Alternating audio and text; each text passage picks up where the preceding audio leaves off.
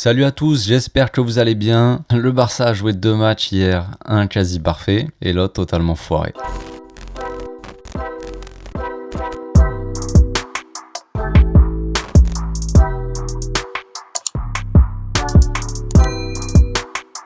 N'oubliez pas de vous abonner à ma chaîne si mon contenu vous plaît, c'est le meilleur moyen de me soutenir, de soutenir la chaîne et ça me donne de la force pour continuer et c'est super sympa, ça me fait plaisir. Alors, parlons du match, que s'est-il passé? Que s'est-il passé les gars, sérieux?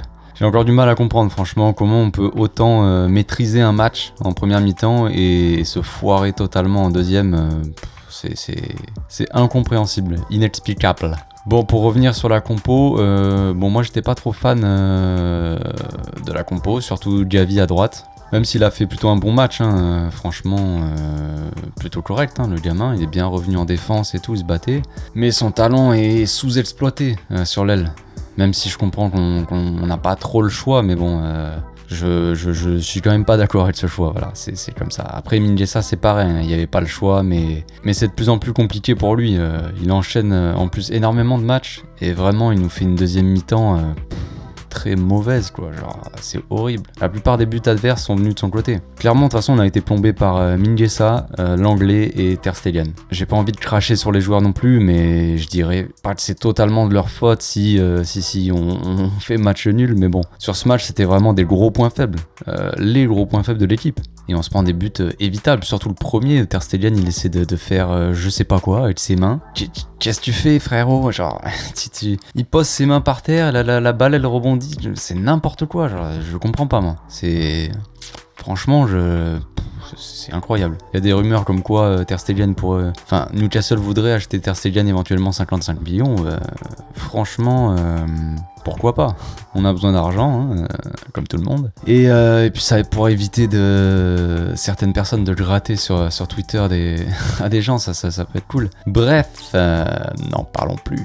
J'avais dit en avant-match qu'il fallait marquer assez tôt pour se mettre à l'abri parce que le Celta n'a jamais réussi à remonter au score. N'a jamais réussi à gagner un match chez eux, même à l'extérieur, quand ils se sont pris un but en premier. Ils ont toujours perdu.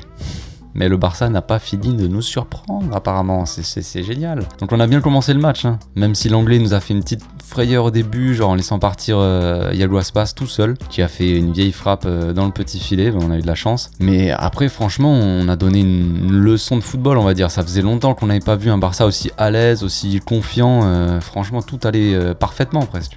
Jordi Alba même faisait des bons centres, alors imaginez le truc quoi. Ansu Fati marque comme s'il était à l'entraînement, le gars c'est trop facile pour lui. Il arrive sur son petit côté gauche, petit crochet, il frappe, et aucun problème, easy quoi. Nico aussi qui se balade au milieu, festival le gars, genre il fait tout, il récupère, il élimine, il fait le jeu, une masterclass en fait. Un masterclass d'un gamin de 19 ans quand même, c'est bien de le préciser. Il fait une passe décisive aussi pour Busquets, qui a marqué un beau but franchement, on serait cru sur une autre planète, dans un monde parallèle. But de Busquets en dehors de la surface, incroyable. Et pour finir donc Jordi Alba, comme je disais, qui vient déposer un petit centre sur la tête de Memphis, facile. 3-0. Là on se dit c'est bon, deuxième mi-temps on va dérouler, on va finir avec une manita, voilà, on va s'enflammer, c'est super, on va passer un super samedi. Bah non, non, je sais pas si c'est passé. On se retrouve à devoir défendre toute la deuxième mi-temps, ce qu'on ne sait absolument pas faire les gars. Franchement c'est incroyable, cette équipe ne sait pas défendre. Bon, on n'a jamais été très bon en subissant le jeu, replié, bloc bas, tout ça, c'est clair. Mais les gars, qu'est-ce qui se passe? Il y a un manque de hargne, d'agressivité, je sais pas. Les gars se prennent des buts sur but et on déroule et encore il y a eu des buts annulés, l'autre il y a Nolito qui met sa main et tout ça, des hors-jeux, des trucs ou je sais plus quoi, mais c'est pas possible. C'est pas possible, les joueurs ils ont commencé à stresser quoi. La sortie de Nico et Garcia ont apparemment tout changé quoi. Les mecs ont 19 ans, 20 ans là et ces deux gamins sortent et le Barça se fait bouffer. C'est quand même incroyable. Alors Koeman qui disait ou certaines personnes qui disaient ouais faut pas donner trop de confiance aux jeunes, faut les faire petit à petit, mais voilà faut pas mettre que des jeunes. Ouais mais c'est les jeunes qui tiennent l'équipe. C'est incroyable quand même. Enfin certains jeunes, pas tous. Donc voilà, mine de rien en deuxième mi-temps quand même on n'a pas eu la possession.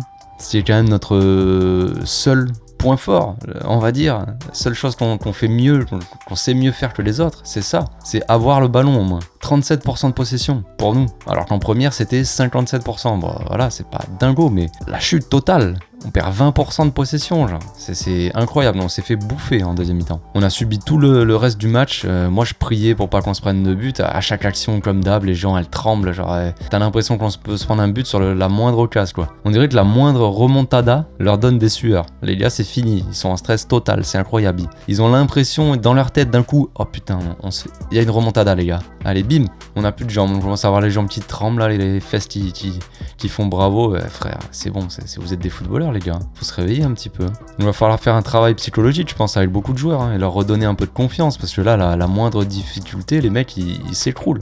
Incroyable. C'est dommage de finir là-dessus pour Sergi Barran, qui a quand même fait un bon taf, très correct. Le gars, il est venu, il est venu sur un laps de temps assez court. Il savait très bien qu'il était en intérim, mais il a joué le jeu, il a fait son petit truc. On a vu du mieux dans les intentions, dans le plaisir, on va dire, qu'ont eu les joueurs à jouer ensemble. Maintenant, place à Xavi, à l'ombre, qui va pouvoir mettre en place ses idées, ses plans de jeu, qui vont, à mon avis, j'ai aucun doute là-dessus, ils vont transformer totalement l'équipe.